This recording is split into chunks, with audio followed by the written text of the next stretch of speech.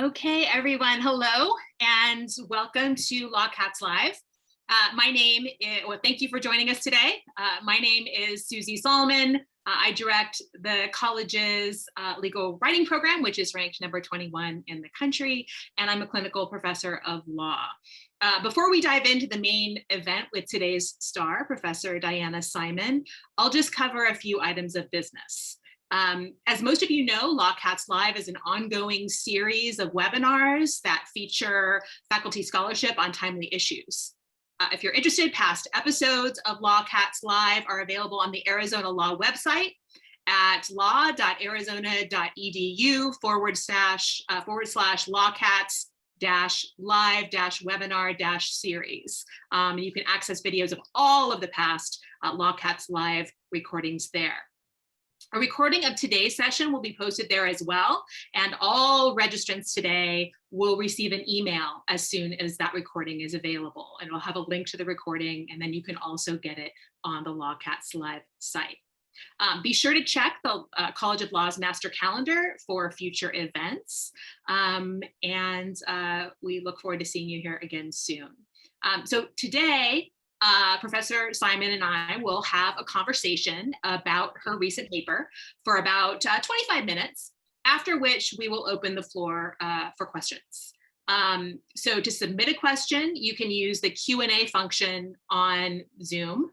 So that's down at the bottom of your screen, or you can submit a question in the chat, and I will see the questions and I will pose them to Professor Salmon, but we'll wait until the end for that. So with that business out of the way, let me introduce today's speaker, Professor Diana Salmon. Professor Salmon, a graduate of Washington University in St. Louis and Emory Law School, practiced entertainment litigation in Los Angeles for many years before relocating to Tucson. She taught part-time for University of Arizona Law for over 25 years, including almost 20 years teaching in our legal writing program. So she's literally taught generations of Arizona Law students, a few of whom I see are on the webinar today. We've been fortunate to have her as a full-time member of our core legal writing team for several years now.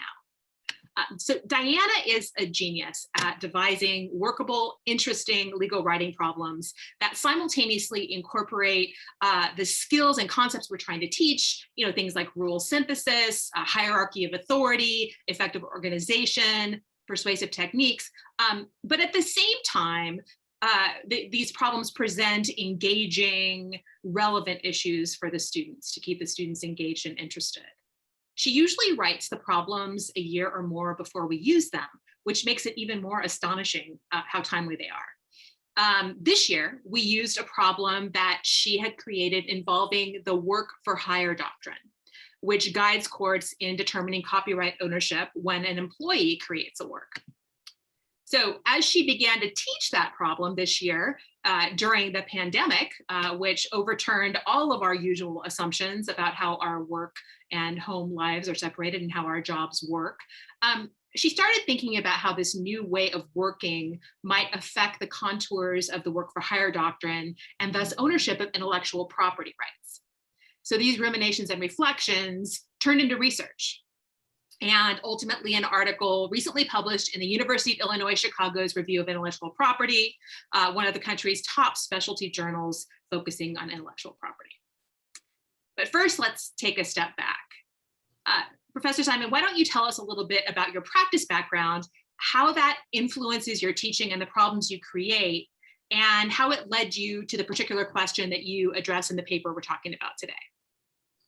Okay, so I'm going to start with my background and how I got involved in copyright law, because it's kind of a funny story. So I had never heard of copyright. It's not like I took a class on it in law school or grew up wanting to be an intellectual property lawyer. And I hadn't been out of law school very long, and I start working for this Beverly Hills entertainment law firm. Sidebar here. So preparing for this interview with this firm. Now, keep in mind, this is in the decade of decadence in the 80s.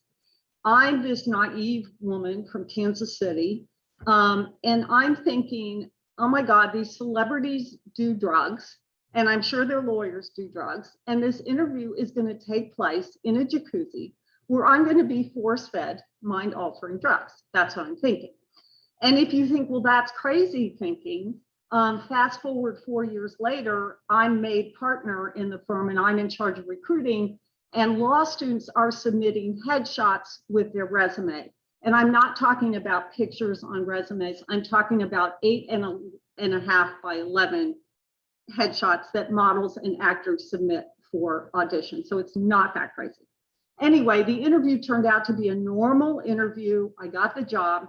A week later, this partner brings me into his office. And you know how supervising lawyers have this habit with inexperienced lawyers of kind of not realizing how little the inexperienced lawyer knows about something.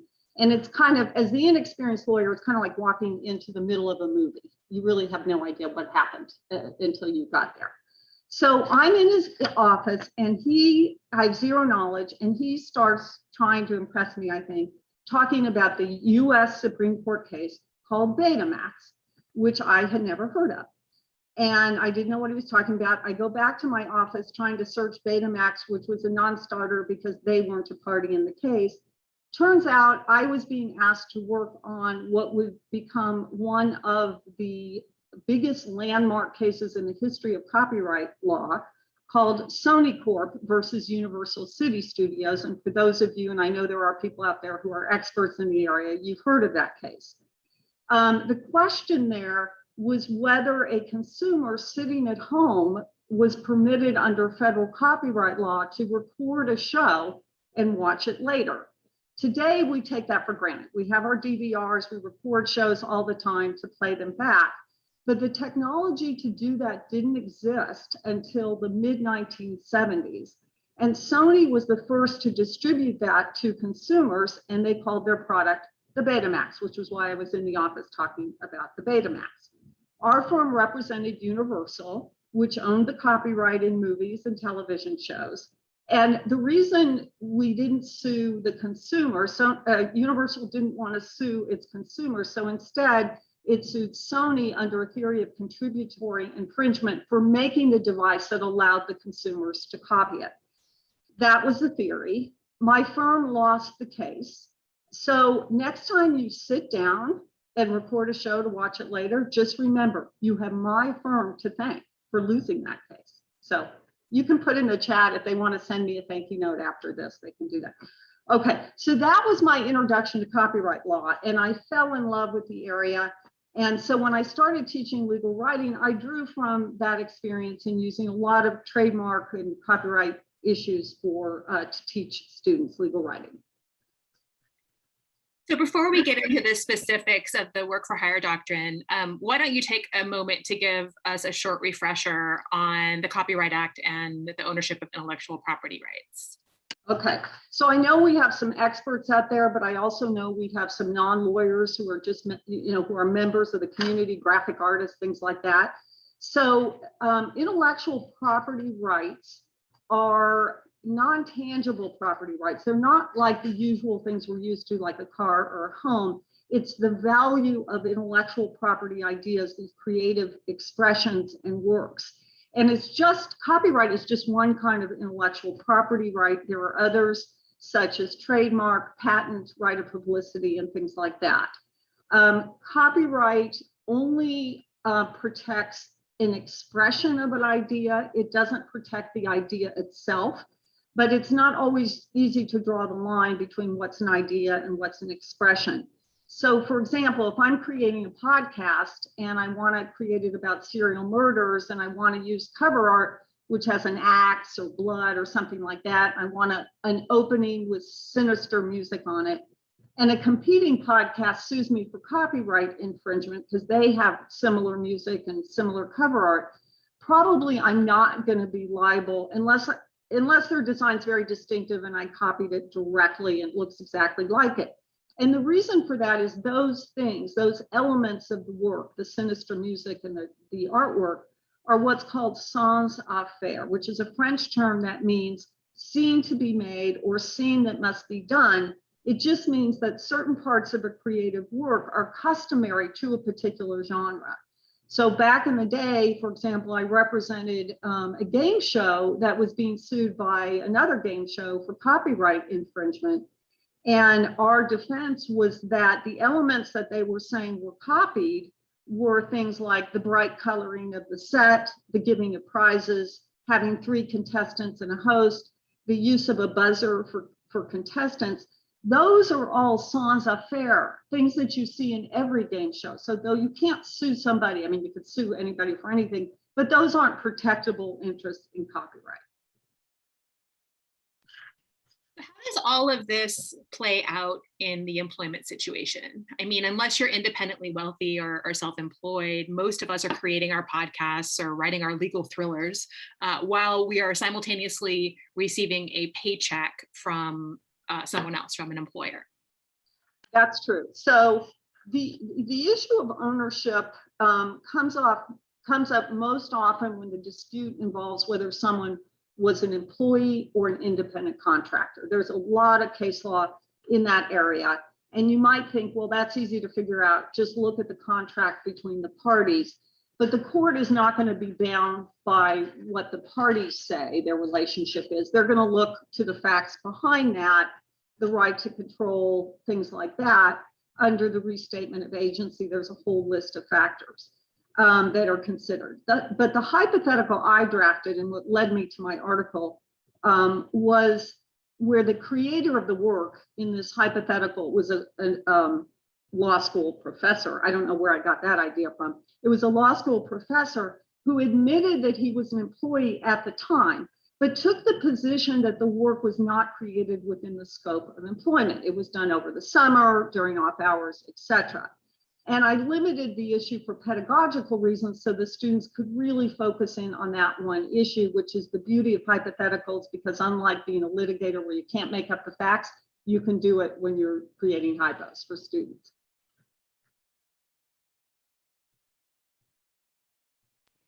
Sorry, I'm muting because my dogs might bark. I have to remember to take the mute off.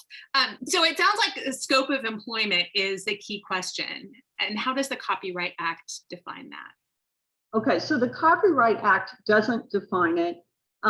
So going back, the Act says the general rule is that the creator of a work owns the copyright in it. But the exception to that, or one of the exceptions, is the work made for hire, which is defined as a work prepared by an employee within the scope of his or her employment. But the Act does not further define those terms. And the Act also says that if it's a work for hire, then it belongs to the employer unless there is an express written agreement to the contrary. And in this area of the law, even though some courts, not all, but some courts have said, well, the burden of proof rests on the employer to prove it. If you stacked up all the cases support that where the employer wins versus where the employee wins, there are many more reported decisions where the employer prevails over the employee. I don't know why that is, but that's just the case. So with no guidance from the Act itself, how do courts determine whether something is within the scope of employment? So the courts turn to the second of restatement of agency and put a pin in that word second, because we're going to come back later and talk about the third restatement, which has a 3-part test. And basically these are the issues. Was it the kind of work the employee was hired to do? The test is worded very oddly itself. It says, was it of the kind of work the employee was hired to perform? Did it occur substantially within authorized time and space limits? That's the second part. And was the work actuated at least in part by a purpose to serve the employer? And of those 3 parts, the first and third are probably the most important, although the test is worded in the conjunctive, and a lot of courts have said it's a 3-part test, all factors have to be satisfied. So turning to that first factor, then how does a court determine whether it was, the work of the kind of work the employee was hired to perform? Yeah, so the first place the courts are going to look to is the employment contract or job description. So job description is really important, but many times those are broadly worded or vaguely worded. So they're going to consider other things such as whether the employer directed the work, encouraged the work, whether the employee involved the employer in the process, that kind of thing. And the restatement also has some broader language that some courts have looked to, where it says, if the work is within the ultimate objective of the principal and not unlikely that an employee might do, but it's incidental to authorized acts, then it's considered within the scope of employment. The third factor is kind of interesting to me. I mean, how does a court determine an employee's motivation? I mean, that seems so subjective. Wouldn't every single employee seeking ownership of a creative work say that they were motivated by something other than the employer's interests? Yes, they would, and yes, they do. And so the courts do consider an employee's testimony on why the work was created, but courts will not necessarily take employees at their word. So they'll look instead at the objective manifestation of that intent. And so if an employee tailored it to the employee's needs, or again, involved the employer in some way, then the court will look to that evidence instead, or also. And on the other hand, just because an employer says, which employers will do as well, that work benefited me. The court doesn't care about that as well. It's more about the employee's motivation, not whether the work benefited the employer. So at the beginning, we talked about how the timing with the pandemic kind of made you get the idea for this article. So how does the pandemic play into all of this? So it all had to do with the second factor, the time and space limits. In other words, where and when the work was created. So I'm sitting at home working on this hypothetical and teaching on Zoom, and this is in November of 2020. Meanwhile, the most recent case on work for hire had been issued by the Third Circuit in 2019, July of 2019. So just a few months, I mean, less than a year before COVID hit. And our hypothetical was set in the Ninth Circuit. And before this Third Circuit decision had come out, the Ninth Circuit had said, well, if the first factor is satisfied, if it's the kind of work the employee was hired to do, it's probably a work for hire regardless of the spatial and temporal boundaries of where the work was done. But the Third Circuit really hammered on the point by spending more time on it, by including the rationale. And then it cited to the third restatement of agency with just a C signal, saying that third restatement had eliminated this factor altogether in determining whether someone was an employee for agency purposes. So that C signal combined with COVID-19, where everybody's working at home, I'm thinking this time and space factor is going away. Wait, so a C signal basically inspired your whole article? It must have been a pretty short article. It was very short. It was just one sentence with the C. No, it was the article focuses on COVID-19 and the third restatement and how that could impact the work for hire doctrine, which no other author had focused on. But it also analyzed different routes that courts have taken in when you have updated restatement provisions. Also an area no one had really written about, because I got to thinking about, well, originally the US Supreme Court said the restatement second of agency is what we're going to turn to. And now there's another restatement out. Do we have to wait till this winds its way to the US Supreme Court before saying, no, we're going to just adopt the third restatement now? I didn't know the answer to that. I still don't know the answer to that, but that got me investigating the issue. And then I was also looking at the oddity of copyright courts deciding copyright issues turning to the restatement of agency, which, because the authors of the restatement of agencies are not thinking about copyright, or vice versa. So I was thinking about that as well. And then I wrote about the pros and cons of abandoning that factor. But once the pandemic is over, won't all of this be moot? So short answer, I don't think so. People keep talking about the new normal, but in some fields and areas of the country, maybe. So investment banking, which has hit the news recently, Goldman Sachs said you have to be back by July 1st. I think the CEO of Morgan Stanley recently came out last week and said, you know, if you're living, we're not going to pay you New York salaries if you're living in Colorado. And B of A just came out. And I know some law firms have also said you need to come back, maybe not as stridently, like Paul Hastings, and probably people out there in the audience have a lot more information about this than I do who are currently practicing, and I'd be curious to know about that. I also read recently that Google has relaxed its remote work plan. It is going to let 20% of its employees telecommute permanently. So the short answer is it's not moved. So with this increased blurring of the lines between work and home, people working from home, people working after hours on things for their jobs, how do employees who want to own the original work they create protect that ownership? So let's talk about what not to do first. Don't use employer resources. Don't seek the input of your employer. Don't tailor it to your employer's needs. And if you can, document it that you're not doing it for your employer somehow. But the smart thing to do, if you have any leverage at all, is if you think there might be a gray area, go to your employer and get an agreement in advance that says you own the copyright to it. So what if you're the employer? What do you do to protect your interests? Draft a clear job description that is not overly broad, because if it's overly broad and intended to cover everything you do all day long, every day, then courts will narrowly construe that. But if it's too narrowly tailored, there's going to be a problem there. So that would be my best advice, is to just draft a clear job description. I keep going back to this like blurring of the lines between work and home. I mean, it especially comes up in what we do, and it comes up for attorneys quite a bit. How closely related does the creative work have to be to the work that you do?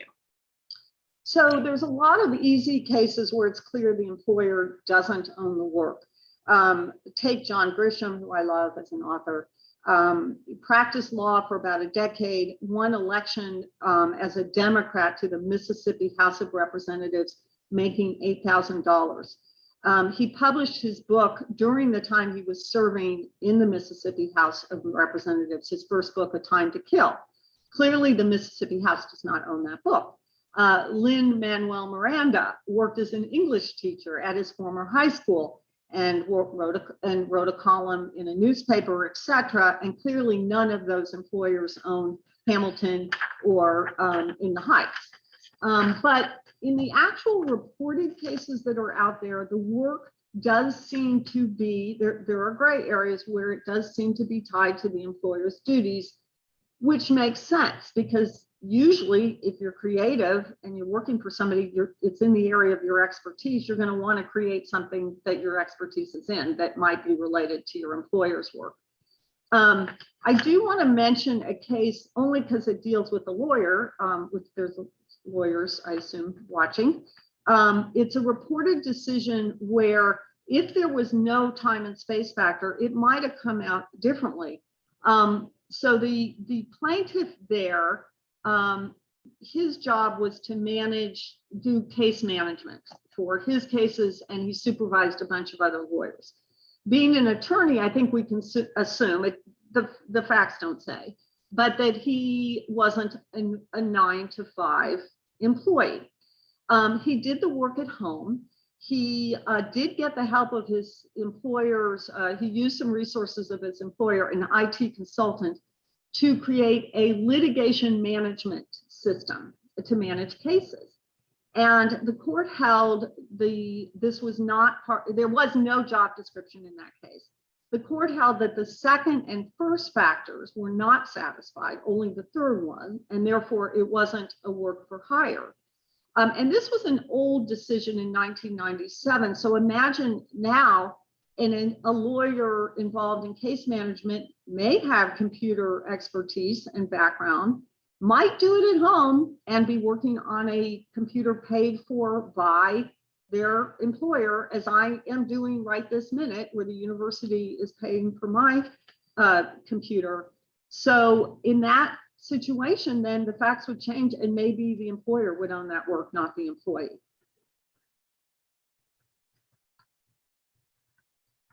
So you mentioned that the third restatement has basically abandoned that second factor, that time and space requirement. Does this mean that courts will also stop applying that second factor? So the third restatement was published in 2006, and it wasn't until 2019 that any court in a copyright case even referenced it. So it took them a while to pick up on that. And interestingly, I don't think there's a clear answer to that question.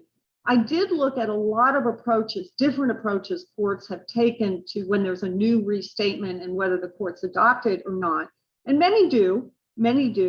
But I wonder how many of you out there know who writes the restatement and also what Justices Scalia and Thomas have said about the restatement. You probably know the first, but you might not know the second. So the restatement, there is a secondary source to clarify the law. And the people that write the restatement are prominent judges, law professors from all around the country and the world. And you might think with those prominent authors that courts would just routinely adopt a new restatement once it comes, and some do. But it's not all that rosy unanimously. In 2015, now this was a restitution case, so it had to do with a restatement on restitution. Justice Scalia, in a dissenting opinion, he was joined by Justice Thomas, issued a scathing review of the modern restatements and basically said restatement sections should be given no weight whatsoever as to the current state of the law, and no more weight regarding what the law ought to be than the recommendations of any respected lawyer or scholar. And it cannot be assumed without further inquiry that a restatement provision describes rather than revises current law. And then later in a subsequent decision, Justice Thomas, in keeping with that theme, said the restatement was an, quote, inapt title for this treatise. So courts are all over the board on this. And on top of that, there is now a draft of a restatement of copyright that may come into play. Would that be the first restatement of copyright? I assume it would be, yeah, because there's 64, yeah. So what does it say about the work made for hire doctrine? So it's nothing that exciting. It just has a section the section itself just quotes what the Copyright Act says, but in the commentary on this, whether someone's in the scope of employment, it just goes over the case law I've been talking about and cites to the three-factor test from the second restatement. It gives two examples that are pretty fundamental. One, it says, if you're an employee and you've been hired by a store to write user manuals for a kitchen appliance, and you write it for a dishwasher versus a refrigerator, the employer is going to own it. But if that same person writing user manuals writes a mystery novel or novel, I made up the mystery part, a novel, then the employer will not own that. So what do you think? Do you think the second factor should go away in light of how we work today and how the workplace is continuing to change? So I think in my article, I just talked about both sides without saying which way I would go.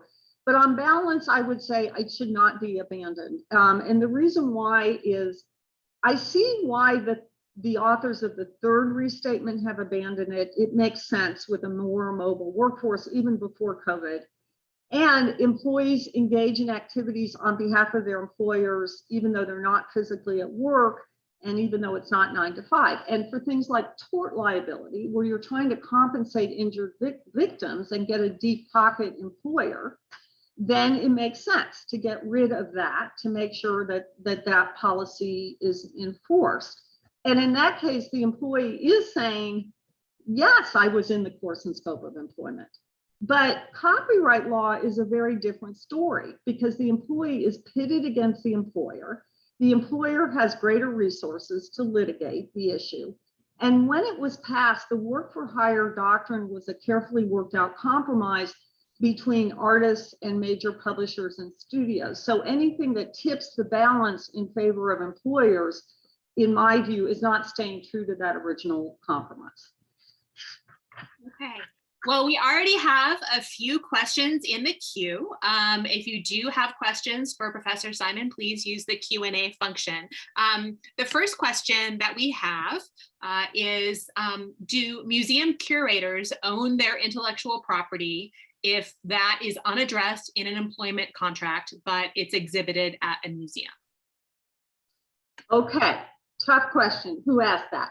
Okay, I never represented a museum, but I guess that raises two issues in my mind. The first is what would be protectable by copyright in a museum. So typically an arrangement, what I think of an arrangement of pieces in a museum is probably not protectable under copyright because it has to be fixed in a tangible medium of expression. There was a case in the Ninth Circuit where the creator of Bikram Yoga, who created a book on yoga breathing exercises, sued yoga studios for taking his sequence of breathing and taking it from his book. And the court said, look, the sequence of the breathing exercises is not protected under copyright law. The book is, but the sequence of doing things is not a copyrightable expression. So that seems to me but on the other hand, if the curator is creating a guide or a recording of, here's a description of everything going on, that would deserve copyright infringement. So the issue is then who would own that? And your question seems to assume this is an employee because you talk about an employment contract. So going through the three-part test, I would say the person probably was hired to do things related to the museum. And so that would be satisfied, probably would be motivated to help the museum. And so, and where the work was done, I don't know how a curator does their work. I assume they have to travel quite a bit. And so, probably don't have a typical 9-to-5 workday. So they would probably fall in that group of employees where courts said before COVID, where they did the work may not matter as much as long as it's the kind of work they were hired to do. So I would say on balance, probably a curator would not own that unless they're an independent contractor, and then you're talking about a different scenario. Okay. As requested, we did have some appreciation for the losing that litigation, especially people to watch a lot of Doctor Who. But we also have a question. Your warning not to use the employer's resources gets complex when you're considering things like libraries and Wi-Fi. What happens if someone is working on their own computer on their own project, but searches like, say, a library database that they have access to, or they're near their workplace, so they hop on the workplace's Wi-Fi to do their research? What are your thoughts on that? My thoughts are there are some cases where, like that lawyer, that city attorney did use some resources belonging to the employer, and the court, nevertheless held that it was not a work for hire. So, and I'm thinking of a couple of other cases where some resources were used. In fact, there's a line of cases where the court talks about where people created it at home, created like software programs and things at home, but tested it at work. And the court said, we look at where the work is created, not where it's tested. So for copyright purposes, in terms of the work for hire, and they held that if it's created at home, that does not belong to the employer, even though there was some minimal employer involvement in testing things.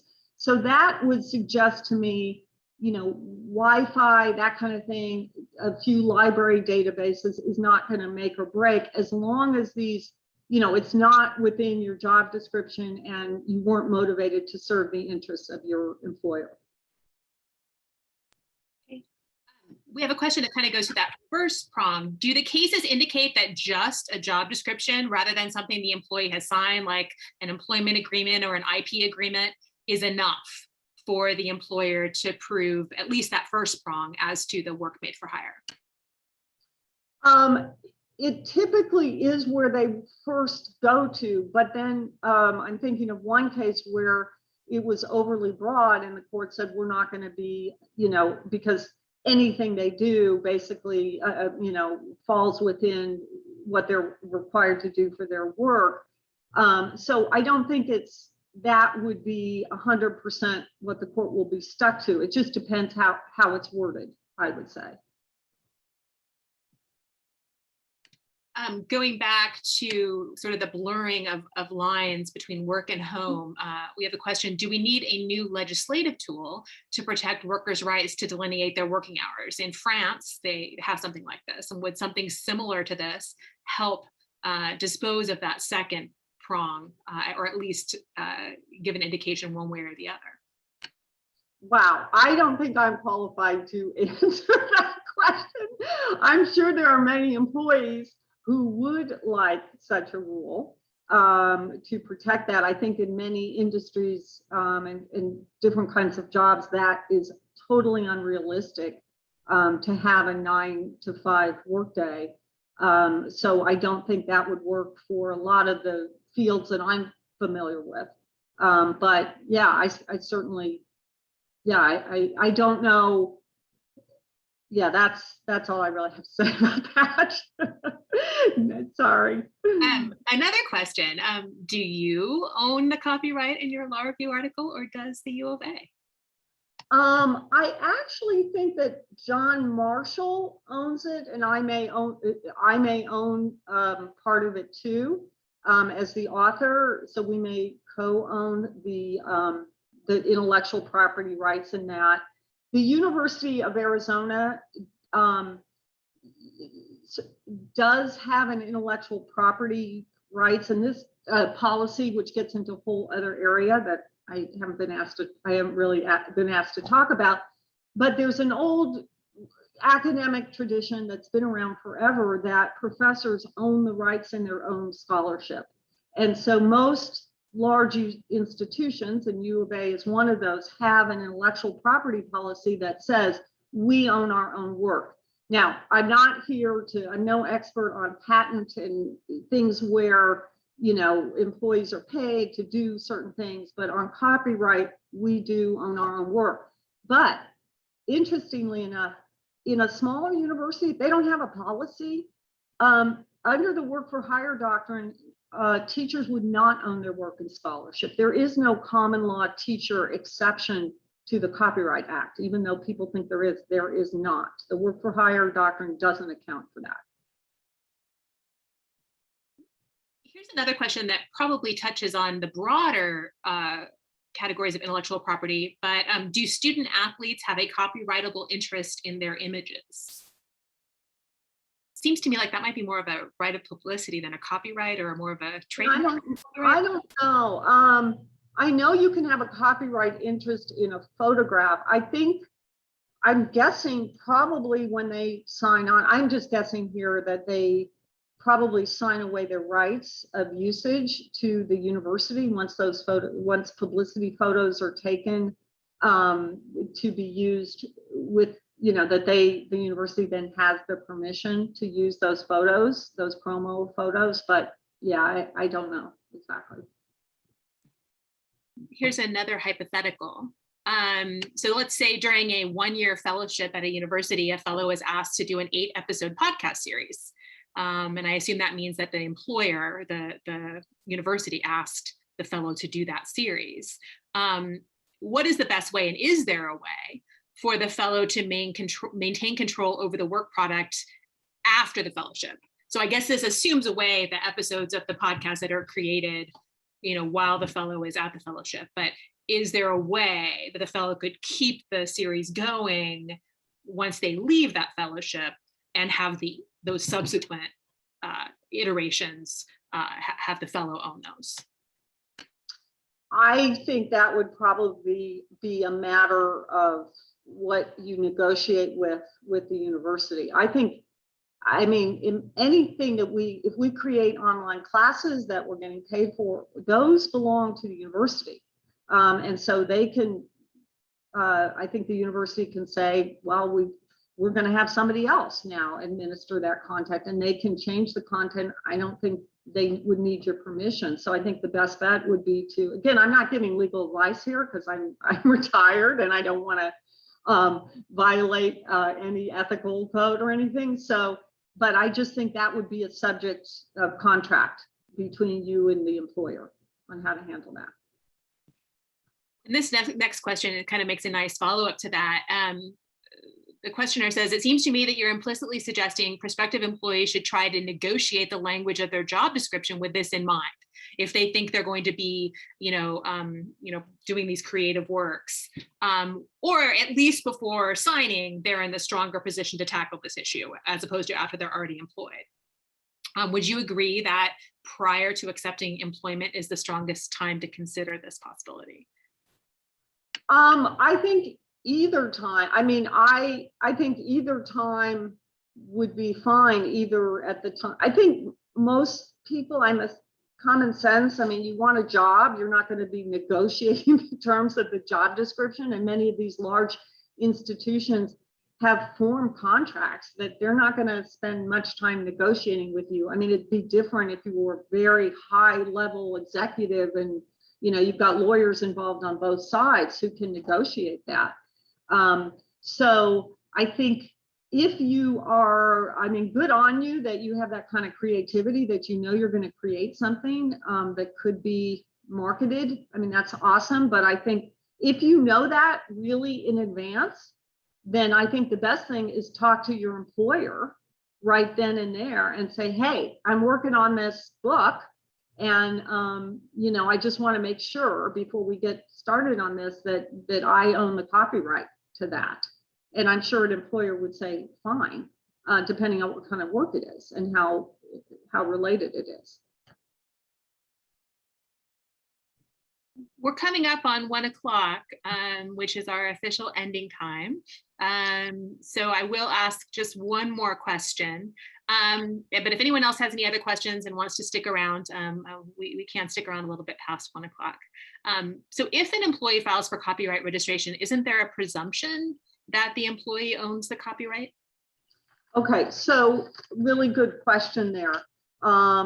Because the answer is, just so you know, you do not need to register a copyright to own an interest in a work. It exists automatically in an original work once it's in a fixed in a tangible medium.